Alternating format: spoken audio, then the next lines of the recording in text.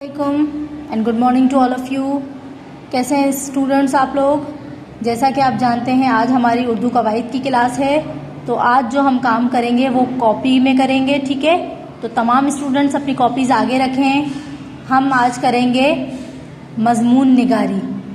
مضمون نگاری, درخواست اور الفاظ متضاد.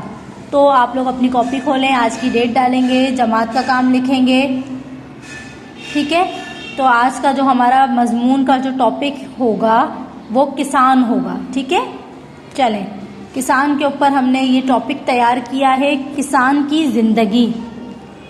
آپ نے بیٹا آج کی ڈیٹ ڈالنی ہے اور جماعت کا کام لکھنے کے بعد یہاں مضمون کی ہیڈنگ ڈال کے مضمون کا ٹائٹل لکھنا ہے, کسان کی زندگی.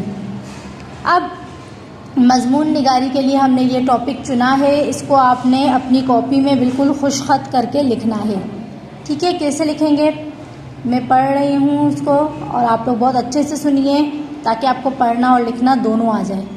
کسان ملک کا ایک اہم ستون ہے.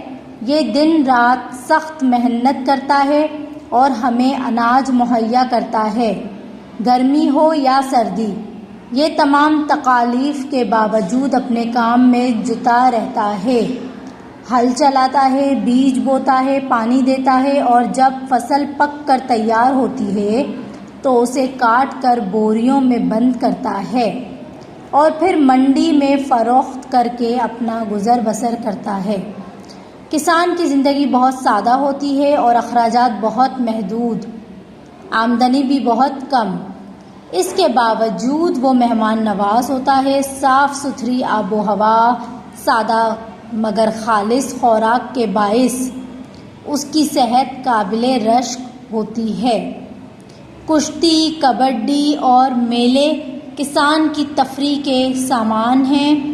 گاؤں کے لوگوں کا پیشہ کھیتی باڑی ہی ہوتا ہے, لہٰذا ایک کسان اپنی پوری زندگی کھیتی باڑی میں گزار دیتا ہے.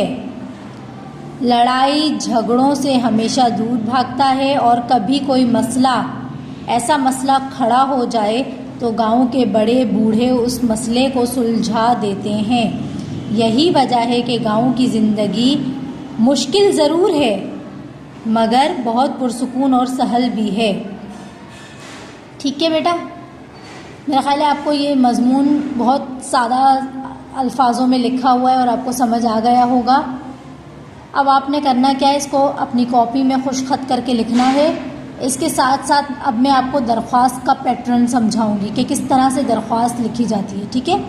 تو ہم دوسری ویڈیو میں درخواست کا کام سمجھیں گے. شکریہ.